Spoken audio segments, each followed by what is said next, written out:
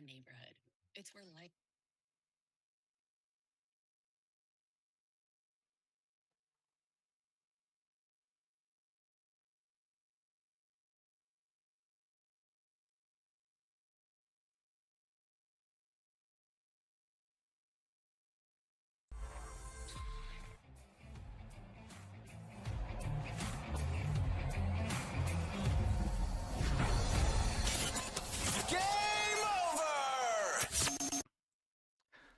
Hello, hockey fans, and welcome to Game Over Vancouver. It is Monday night, November the 20th, and the Vancouver Canucks have defeated the visiting San Jose Sharks 3-1 in a royal game, you could say, as the Duke and Duchess of Sussex. I don't think I've ever said that before on a hockey stream. They were indeed present at the arena, promoting the Invictus Games that's going to be in Vancouver and Whistler, but we might talk about that later. I want to talk more about what's happening on the game. So before I bring on my guests, welcome. My name is Clay Imoo. I'm Canuck Clay, both here on YouTube and across Twitter/X. And I'm a daily Canucks vlogger. I'm also one of the 4 co-hosts for Game Over Vancouver. I invite you right before we start right now. I welcome all of you here to like this stream, to also subscribe to SDPN, this channel that you're watching the stream on. We cover all 7 Canadian teams, post-game shows for all 7 Canadian teams. And when they play each other, we actually collab and we do head-to-head shows as well. So I invite you to do that right away. Subscribe now, like the video. There's already 35 of you in here, which is awesome. There's only 5 likes. Those of you that watch me, you guys know I like my 50% ratio. So we should get that up to about at least 15 or 20 likes right now. Like the fact that the Canucks won, like the fact that we can talk about this game, and like the fact that I have an awesome guest coming on. So I'll tell you very, very, very quickly about him, and then I'll bring him on, and then we will just get going talking about this game. We're going to talk about the game for the first 15, 20 minutes and go through some of the key plays. Then I think we're going to spend some time talking about the Nils Hoglander hit and match penalty and whether that's going to result in any supplemental discipline. And then the third segment will be going to you, giving you a chance to ask questions and to me and my guests. So while we're doing that, you're welcome to interact with each other. We encourage you to interact with one another in the chat. Just know that my guest and I, we might be popping in and out of the chat a little bit, but we're gonna actually invite you to intentionally leave questions later on in the show.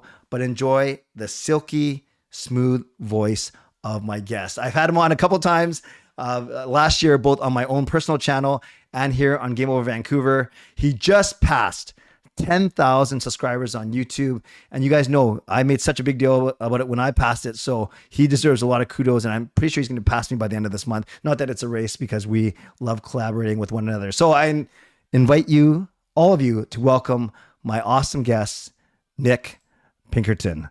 Hello, Nick.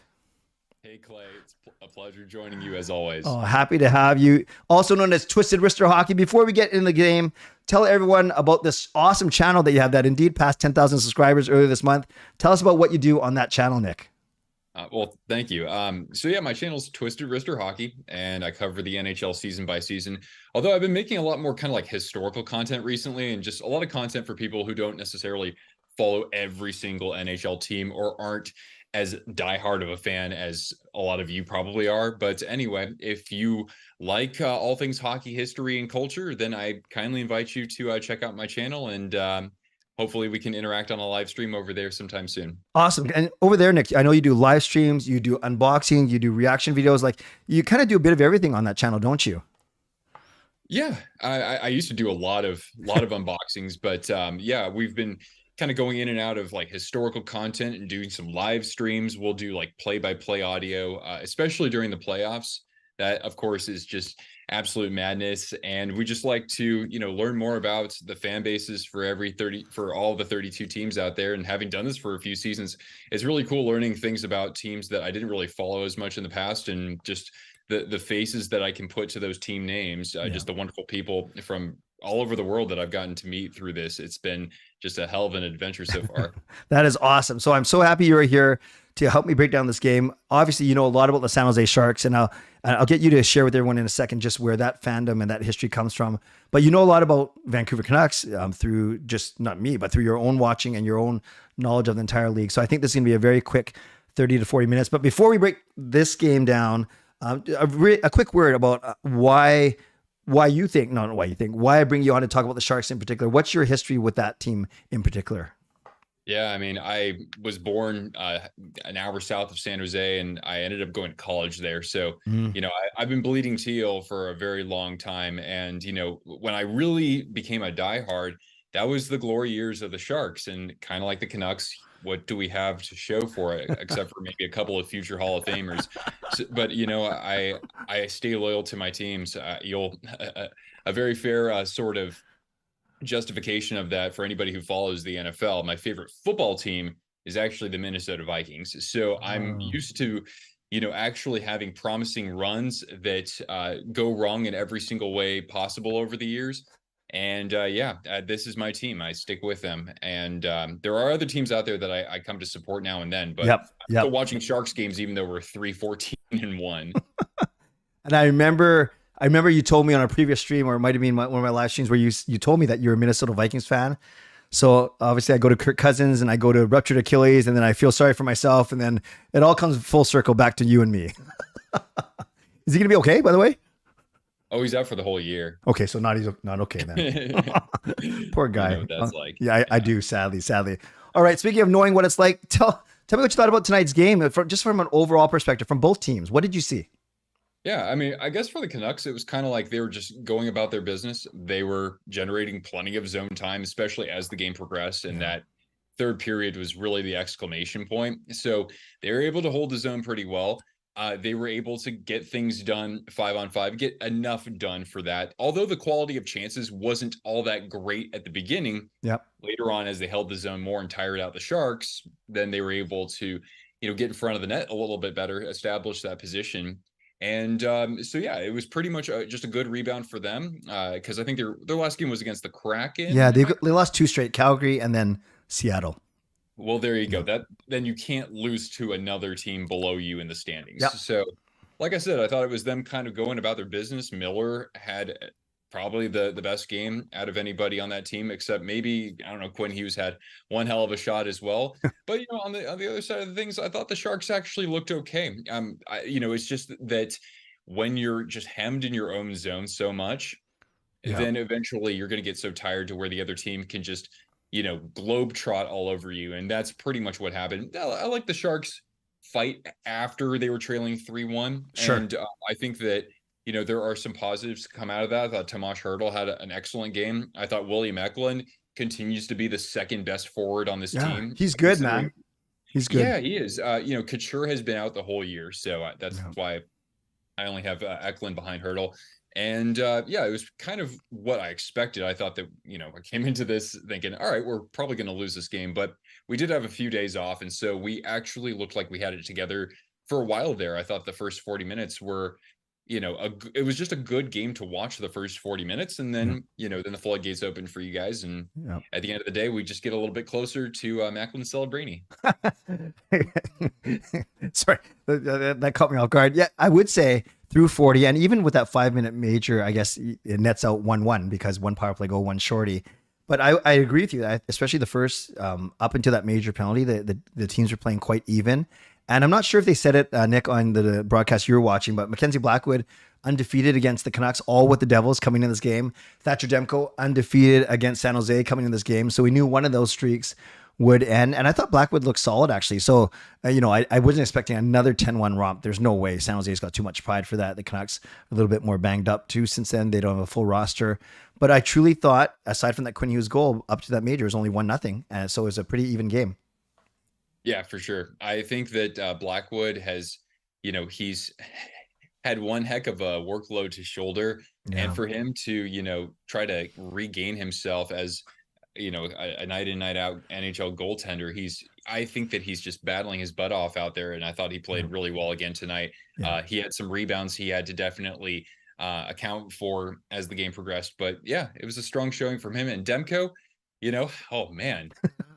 I mean, I know he leads the NHL in goals saved above average, but I don't think we were able to test him enough. But there weren't any cracks in the armor for him at all. Yeah, the only goal to beat him was a really nice shot by Hertl. Myers was doubled over, but we'll get to that in the slot. We'll get to that in a second. The other thing I was going to say is I love how how comfortable you are just with your videos. And anytime you do anything, Nick, that ranks all teams, I admit I watched the whole video, but I especially look for where do you talk about the Canucks arena, or where do you talk about the Canucks fan base, or where do you talk about the Canucks? So where before the season, where did you have Quinn Hughes in the ranking of Dahlin and Makar and Heiskanen and Fox? Did you have him among those five guys as the new generation of players? Did you have him slightly above any of them, slightly below, or basically, I'm trying to get at, has his quick start really surprised you? Oh boy. I mean, I didn't think it would be this explosive at first. Yeah. But I've been drawn recently toward somebody like Rasmus Dahlin because the Sabres have been horrible forever. And we thought that they were going to take a step forward this year and perhaps even finish as high as maybe like even third in that division. So I mean, like I like that the fact that he plays kind of nasty out there. Yeah. So I've been drawn to him quite a bit. And Heiskanen, I've seen him a lot through the playoffs, and same thing with Makar. So I haven't been able to watch Hughes as much, but wow, that shot tonight. Yeah. The thing is that he beat Blackwood on the far side of the net. That's what was crazy. Yeah. Yeah. And one thing about his play, Nick, and we see it because we watch him every single day, is he never had the strongest shot, but there's a lot of talk here in Vancouver about him working on his shot over the summer. And what he's added to his game, Nick, is instead of a quick pass to the right or quick pass to the left, he's such a good skater. He can juke at least one forward and then come down that left side and then or either side, but usually it's left side because he plays on the left side. And then, with that stronger wrist shot now, he's able to pick corners and or at least able to find an open man. He's playing with the most confidence, whether or not it's because he's wearing the C or whether he just had enough of this bull over the past 4 or 5 seasons. But yeah, a perfect example was that first goal. It wasn't even like there was a San Jose breakdown on that goal. He just outskated the forward that was checking him and just kind of went down the untouched down the side there. Yeah, Zetterlund, I think he got caught flat-footed. It might have been one of those things where his momentum was leaning one way. Yeah. But yeah, I mean, on that subject, that's the one thing about Hughes that has always stood out to me is that he moves, I think, laterally better than any defenseman except for maybe Cale Makar. Sure. I'll take that. Yep. I'll take that for sure. And it's a beautiful thing to watch for sure. And there's a lot of consternation is not the right word, but they're trying to figure out if it's a waste playing Philip Hronek with Hughes, because you have your best left shot guy with your best right shot guy, but there is a big drop off after Hronek on the right side because it goes Myers and then it's one of Juleson or Friedman right now with no Ethan Bear who's not signed. So you could see why the thought was, okay, do you put Hronek on a different pair and let him anchor his own pair, or do you put them together? They put them together, and you've seen what Hronek's been doing this year as well, also among the top scorers of defensemen. So let's get now to We'll talk about the major penalty, the actual bolts of the penalty, nuts and bolts of the penalty in the second segment. But Nils Hoglander takes a 5-minute match penalty, so 5 and a game. It's reviewable by the league, and they call it intent to injure on Kevin LeBlanc, who came back for the third period, thank goodness.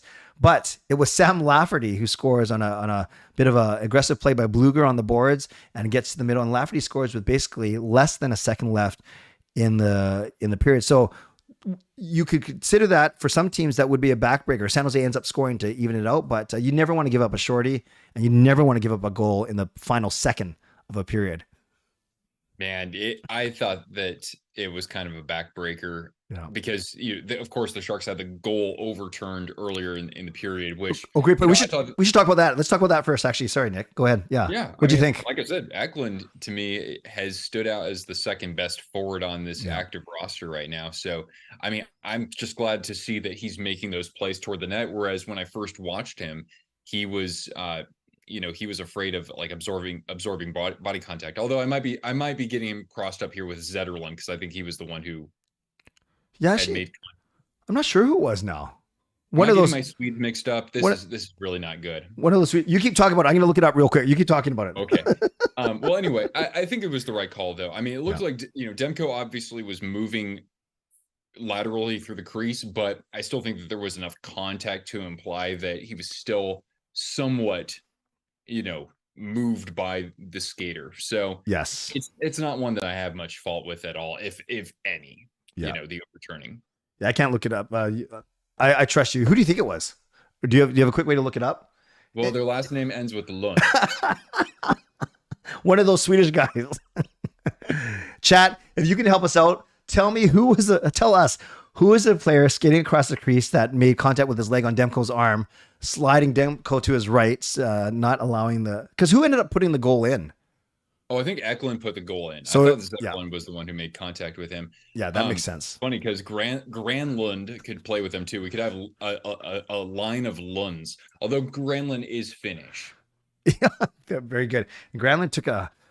Did you notice? Kind of off topic, but San Jose, they're not afraid to block shots, or Canucks players are not great at getting the puck to the net. I counted 5 or 6 hard block shots by the San Jose Sharks team. Yeah, I mean, oh God, Ferraro, man, he has been this defenseman his whole career. Yeah. He takes every stinger imaginable. Yeah. Wow. Yeah. Wow. And then Granlund took one. Who else took one? There's like 4 or 5. Wow. Yeah. Ferraro's was quite noticeable. And yes, people in the chat, indeed, because Eklund put it in, Zetterlund is the one who went across the crease. Okay. So yeah, we don't talk too much about that disallowed goal, but let's, you were talking about the backbreaker, but then they start the third period. Obviously, San Jose is still on the penalty. They still have half the power play to go, I should say, not penalty, power play. And it was Addison taking the point shot. It catches Myers. I think it caught him in the wrist as opposed to the stomach. I thought I saw it come in the wrist, but obviously that was very painful. And I'm not blaming Myers that's why. And Hurdle, before the puck barely bounced on the ground, he was able to basically golf it in the net. Really, really skilled play by Tomas Hurdle there. Yeah, just one of a lot of great plays he made tonight. I especially look at how he started the first 2 periods. The Sharks looked like it was almost like the two teams had swapped uniforms or something. I'm like, why are we holding the Canucks zone to start this game? Yes. But yeah, I mean, there's nothing that Myers can do there. And Hurdle, you're right. He's able to elevate that instantly. Yeah. How's that San Jose power play been overall this season? You know, it hasn't been terrible when you consider that before Calen Addison arrived, what was that? Not even 2 weeks ago. Yeah. The Sharks didn't have anybody who could quarterback the power play at all. And Addison isn't even doing it all of that. He's not taking ownership of that as much as he probably will as we get later into the season. But other than that, it's actually been okay with those parts. It's still, like 24th in the NHL or something in that range. But again, all things considered, it could be worse. And the good thing is that Couture, well, I don't know if Couture is going to be actually playing this year, honestly, but if you added him out there, it would look a little better.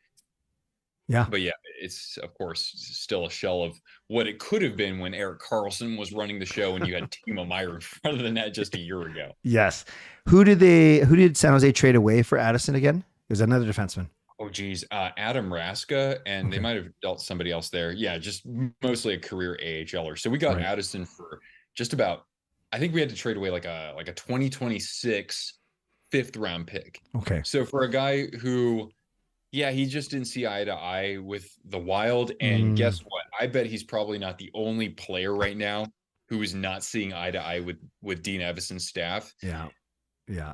I say, why don't we take a flyer? If we have to cough up a 5th 3 years from now and give up a prospect who's not even going to, play half a season in the NHL, it's like, hey, I'll take a flyer on that and see if he puts up some points. You can always deal him somewhere else because his contract will expire at the end of the year. Yeah, great point, Nick, about the draft picks. And I know, where do you draw the line? Is it a 2nd? Is it a 3rd? That's when you don't want to be doing. But there's this whole, I know in Vancouver, there's this whole narrative that, especially under Jim Benning and a bit under Rutherford as well, and Alvin, they don't really seem to value, or they don't hold on to draft picks. But then you do have to weigh, well, that draft pick you can't predict it, but it may never, ever, ever turn out where you have a bona fide NHL player right now, whether it's for 1 year or for 3 years, or whatever. So I think that's always a trick. Well, that's why GMs, I guess, have to make tough decisions, isn't it?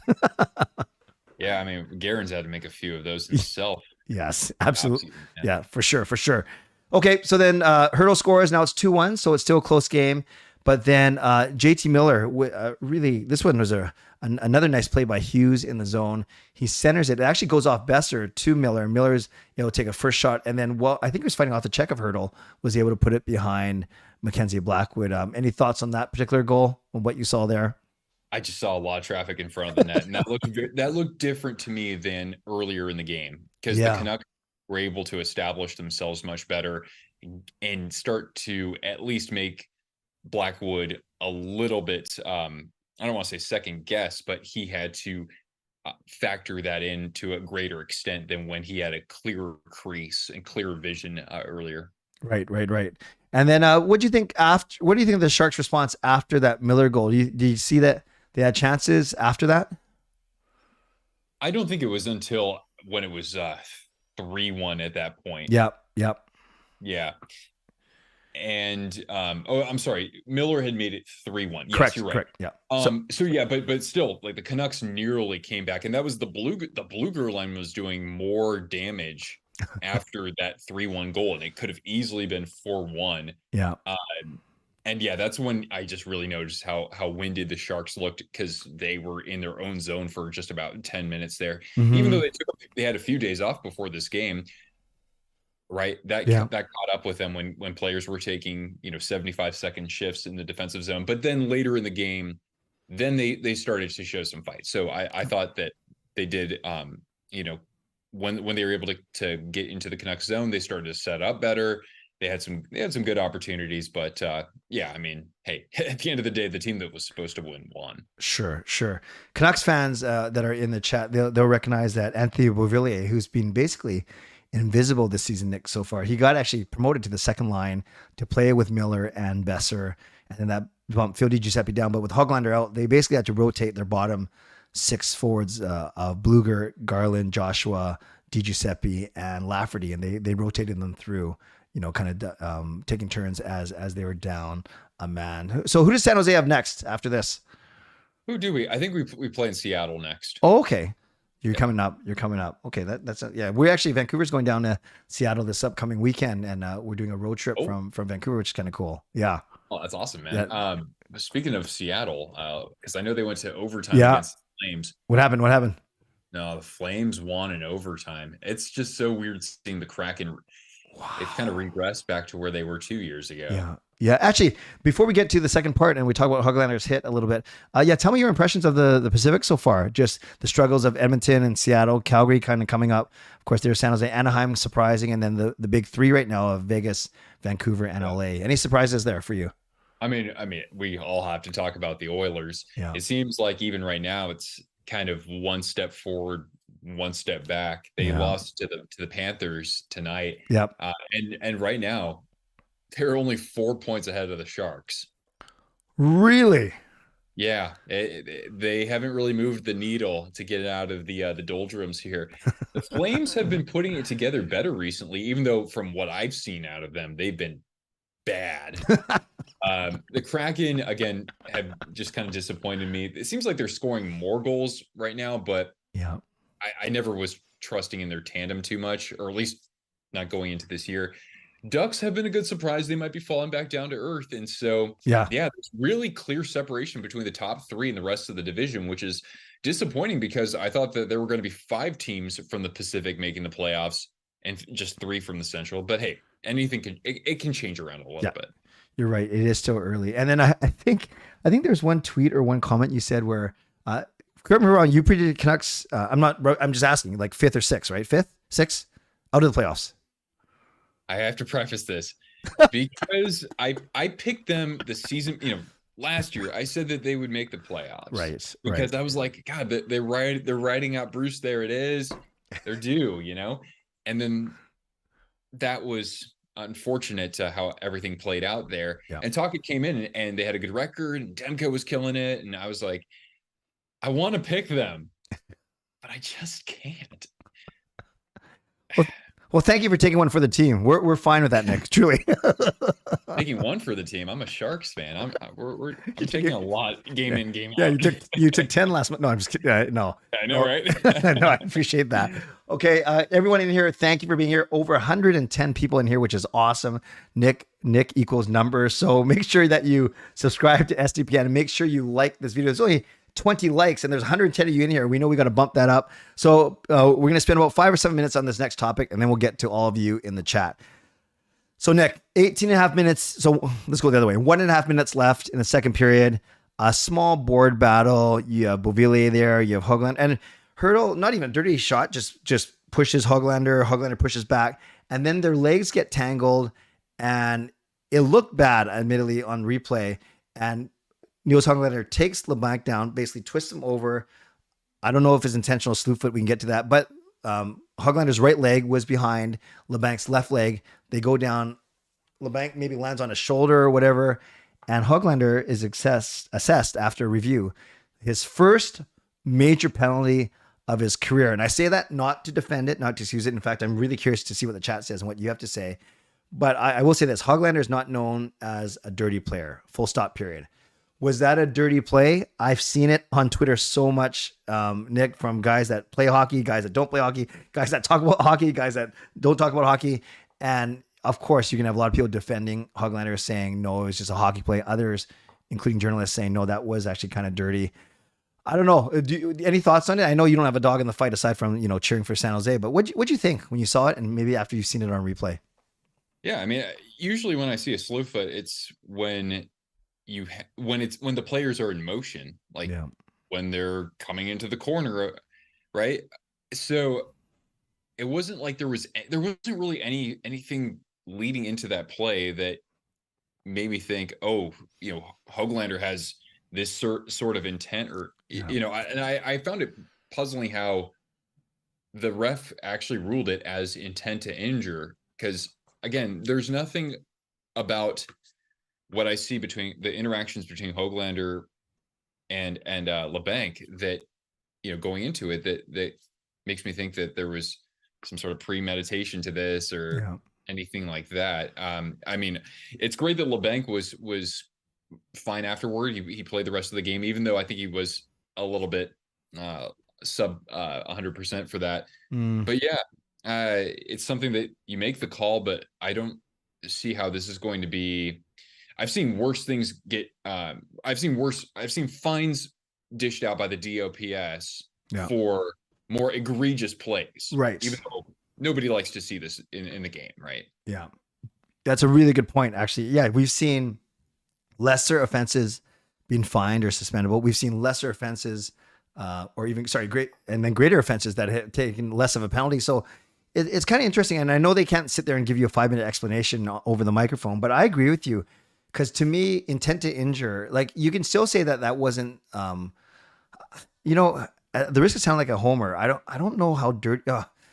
Maybe it was a bit of a dirty play, but I think you can still slew foot someone without having the intent to injure. I don't know how you separate that though and explain that on a mic over to 18,000 people. But I kind of agree with you. I don't think there's an intent. I think it's a penalty for sure.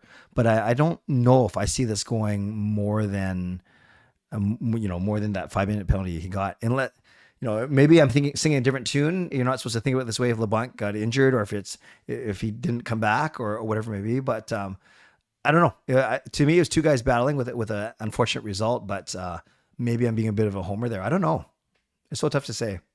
I mean, I'm basically agreeing with you here. I just put in the chat, like, I'd be surprised even like if the DOPS says, okay, you were assessed a match penalty for intent to injure. I still would be surprised if they dished out more than a 1-game suspension for this. Right. I personally, I think that it would probably be a fine if it wasn't called a match penalty. I think if it wasn't initially ruled that. And I think somebody else had mentioned something about, well, LeBanc wasn't actually like significantly injured. It wasn't like he was concussed, or it wasn't like he, had his ankle slashed or something like that. So yeah, I don't think that there's going to be a heavy ruling for something like this. Yeah. And I can't remember, Nick, what happened right after LeBanc went down, because I don't know if any Sharks players went over to Hoglander, tried to beat the crap out of him, or if they escorted him to the penalty box right away. Like I actually can't remember if there was any kerfuffle at all. Do you? First of all, I love the word kerfuffle. Thank you. And Donnybrook, of course. Yes. But yeah, I wasn't watching that at the moment because I was getting my camera set up, but it wasn't like, from what I saw on X, for example, it wasn't as if Sharks fans were saying, oh God, our team is so gutless for not sticking up for LeBanc. I'm sure that there was probably some contact there, but the chat can probably elaborate on that a little bit further. Yeah, no, that's a really good point. All right, friends. So as we wrap up this chat about the Nils Hoglander hit on Kevin LeBanc, start getting your questions into the chat, and Nick and I will pick a few of them out to wrap up the stream as we move towards our third segment. So anything else that stood out to you? It doesn't have to be about the hit, about the Sharks' performance in particular in this game that we haven't touched on yet as people start to get their questions in, Nick? Well, I'd like to think that at this point, the Sharks might be out of the woods of surrendering 10 goals in back-to-back games. Mm-hmm. They've looked better since then. Again, it's a horrible roster, but that was by intent of Mike Greer just because of the salary cap situation that the Sharks Yes. have been in the last few years from the previous regime. So it's unfortunate because even though we're losing, it's like we're not losing in that many games that I'm excited to watch. This one though was a good level of competition from the Sharks, and so I can be satisfied with that. But we're not exactly getting treated to the 5-4 games that we saw last year with Erik Karlsson putting up 100 points. But my question for you would be, Yeah. when does Quinn Hughes hit 100 points? I think it's only a matter of when at this point. They showed a graphic on the Vancouver broadcast, Nick, of fastest Canucks players to 30 points. And I don't remember a guy named Tony Tanti who played for the Canucks. He was number one at 17 games. Then had Quinn at 30, Alexander Mogilny at 21 games. Quinn at 19 games, Mogilny at 21, and Pavel Bure, the great Pavel Bure at 22 games. So he's ahead of guys like Mogilny and Bure. He has 30 and 19. So extrapolated, I don't think he's going to get 120 points. That's what he's on pace for. Does he get 100? Before the season started, I predicted 80, a point a game for him, but he already has 30 and 19. And God forbid a serious injury. I don't know if he keeps up this pace, especially as it starts to tighten up a little bit as they, teams start jockeying for playoff position in the new year and things like that. But I don't know how you can bet against him getting 100. He's just playing with such supreme confidence right now. What did Karlsson end up with last year? 101. Yeah, he had 25 goals and 76 assists, I want to say, or 26 and 75. Right, but basically 1-3, 3-1 there. Yeah, his pace was a lot higher, but then they traded Timo Meier, and he was just a little bit under a point per game after that. Oh, interesting. Yeah, it made that much of a difference. Yeah, that's a good point. Okay, I'll go on a limb. I'll say 30. I'll say Quinn slows down a little bit, but I'll say he finishes 102. I don't know. You have a prediction? Do you have a prediction for Quinn? I said 102. I'll go 104. How about that? There we go. We heard it there. Nick goes 104. I go 102. We'll split the difference, and collectively we say 103. Fangirl has a question for you. What's up with Vlasic? Yeah, that's actually news to me. Because he had been scratched for a couple of the games, but it wasn't because of injury. It was just because he just hasn't been playing all that well. So I actually don't know about that. Yeah, that's news to me too. Obviously, one of the old guard there. Okay, we'll get back to that one. It says Rain says, should Vancouver acquire Zadorov or Tanev to ease the minutes for Hughes and Hronek? The defense doesn't look the same with Soucy out of the lineup. Yeah, you might know, Nick, that Soucy's out for 6 to 8 weeks. They haven't moved him on LTIR yet, but they will because you can always go retroactive. So he's been out for 2 weeks already. And yeah, the Canucks defense thins out a little bit. Both Tanev and Zadorov are on the last year of contracts. I don't know if Calgary wants to trade within their division. I don't know if you've been following this story at all about the Calgary players wanting out. And of course, the Canucks fans love Hughes. Loves Tanev. Do you have any thoughts about that, whether they go to Vancouver or anywhere else, either of those two defensemen? Geez, if you had one of them in a lineup already of Carson Soucy to complement the offensive skill set, then you'd have a pretty strong. Well, I don't know if Soucy would play if Soucy played with Tanev, because then you'd have a righty and a lefty. So then that would be a pretty good top four. Yeah. And their cap hits aren't they're not all that steep. You could always, call us up and we can help broker the deal. We've got a few million left in salary cap. I'm gonna pass your number on to Patrick Alvin for sure. Mr. C37 is wondering what happened to Logan Couture. Can you talk about his injury or what he's dealing with? Yeah, all I know is it's some sort of lower body injury, and this happened, I want to say maybe about 3 weeks or so. Well, maybe a little bit more than that, 4 weeks before the regular season started. And there wasn't like a, definite return for Couture. It was kind of a week-to-week thing. And when you hear that, you're like, oh, that can't be particularly good when you hear that in the NHL. And there was no update on him so much over the first week or two. And so when the regular season got underway, and I thought, oh, this is not good. And then he had like I can't remember if he had a setback, but when I heard some sort of update about that, I thought this is something where the team is already just done. Like the season, like they're going to be even worse than they were last year. Yeah. Is there any point in putting him on the ice? Right. And he had a good year last year compared to like the previous year or two. So it's like, it sucks to have him out of the lineup. He was scoring goals last year and he is the team's captain. It's unfortunate for sure. Yeah. And then it's still popular among the San Jose fan base, I presume, just because of how good he's been. Not quite to where like Tomas Hertl is, just because of his personality, or Brent Burns, but Couture, he's been a fantastic producer in the clutch. He's clutcher, as we sometimes call him. I think that he'll be a little bit of an unsung hero compared to some of the other like legends on our team, but he's been a great player for the course of his career. It's just that he kind of like, somebody like Mario Ferraro, like you saw tonight, Couture, he is always in the line of fire. He's had his jaw wired shut, he's had knee problems. He's a warrior, Yes. Awesome. Carol was asking, Carol, longtime watcher, viewer, Game Over Vancouver. She just wants to know, do you anticipate a Sharks winning streak anytime soon? So their next three, you're right, are against Seattle on Wednesday. And then they have at home Montreal, and then these very same Vancouver Canucks. Some winnable games in there, though, maybe. Maybe.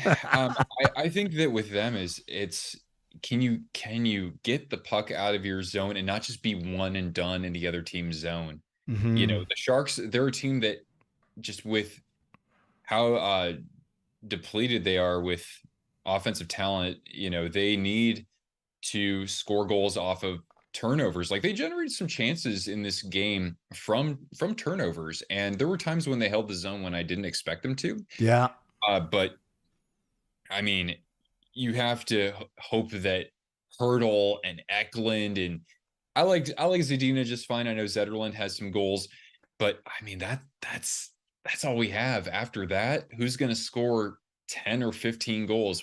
I can only name a couple players who might score 10, and they don't draw a lot of penalty, or they don't draw a lot of penalties either. Even if they had a pretty good power play, it's not like they're getting that many chances out there. So they still have some progress to make, but I still think that they look much better than they did at the very beginning of the season. I think that the goaltending has, certainly worked its butt off. Yes. But tonight we saw that for the first 40 minutes, the Sharks did a good job of containing the types of opportunities that the Canucks got. So build on top of that, and hopefully find a way to, get maybe one other player up the ice a little bit sooner, for a chance to, create an odd man rush. Wow.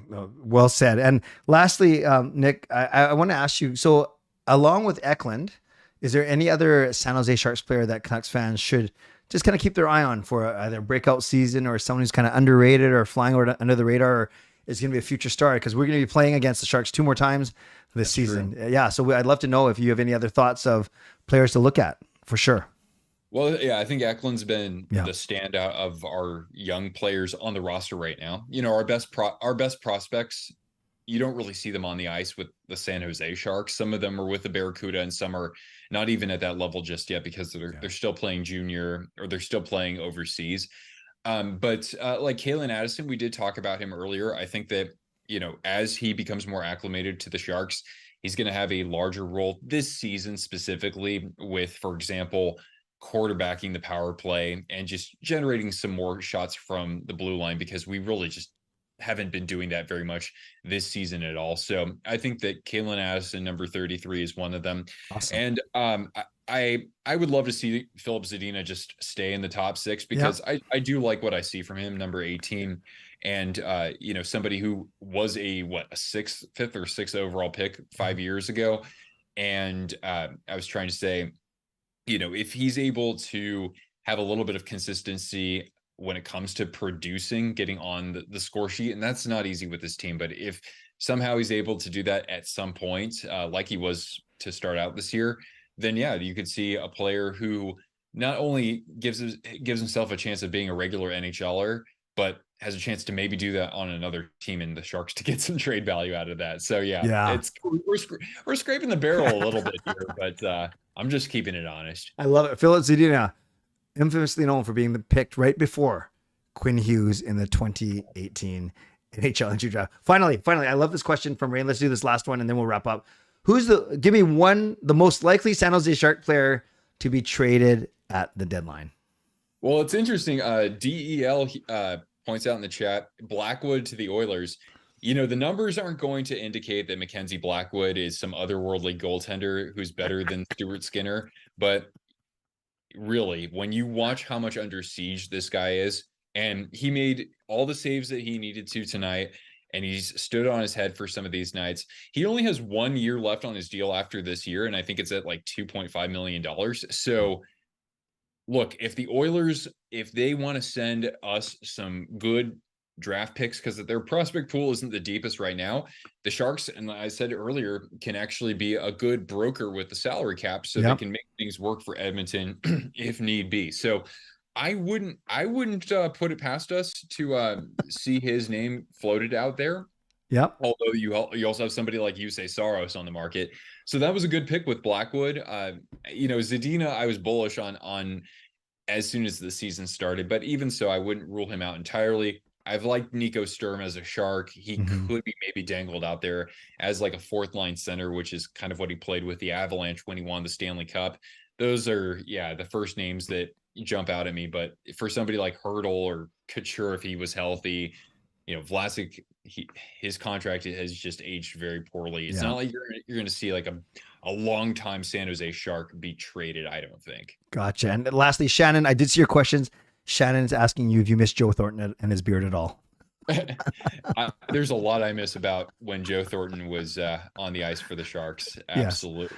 Yes. It's the era has just, it's just faded away very slowly with, there's like it was like Thornton left, or Marlowe had left. Pavelski. Then it was Burns. Then it was Timo Meier. So it's like I'm seeing this slow burn that the Blackhawks had to go through, that the Red Wings had to go through too. And it sucks when you just don't have that one Stanley Cup that you can say, hey, you know what? These 8 years that, it's going to take for us to be relevant, like it was worth it because we got that one, We don't have that. We can't say that. So, I mean, we always have something we can relate to. Yeah, brother, I know the feeling. They say misery loves company. I love being with you. It's not miserable at all. But Nick, thank you for being here tonight. Where can everyone follow you and your good work? Yep. So I'm here on YouTube, Twisted Wrister Hockey, and I'm also on X. I'm on Instagram. I'm putting some of my stuff out on Spotify as well. Wonderful. Well, I know I can speak over on behalf of the entire Game Over Vancouver audience in thanking you for just your expertise, for who you are, and just for always being so willing to come on the show, especially with me, and just chat about our two teams that we love and follow so much. So once again, Nick, thank you. Before I say bye to you, we'll say to everyone, thanks for being here, you guys. Make sure you subscribe to SDPN on your way out. Make sure you subscribe to Nick on the way out. You can like this video. And if you're not sick of Canucks talk, the Vancouver fans in here are going to still be doing Canucks After Dark with Parker after this show concludes. So lots of Canucks content tonight for all of you. But Nick, once again, thanks for being here. And to everyone else, the next show is Wednesday night. The Canucks are playing a good challenge in Colorado, playing against the Colorado Avalanche. And speaking of Parker has the next show here for Game Over Vancouver. He'll be behind the mic on Wednesday night, so make sure you make plans to join him then. Once again, thanks on behalf of Nick, on behalf of me and the entire SDPN team. Thank you for being here. Take care of yourselves and have a great night. Good night, everyone.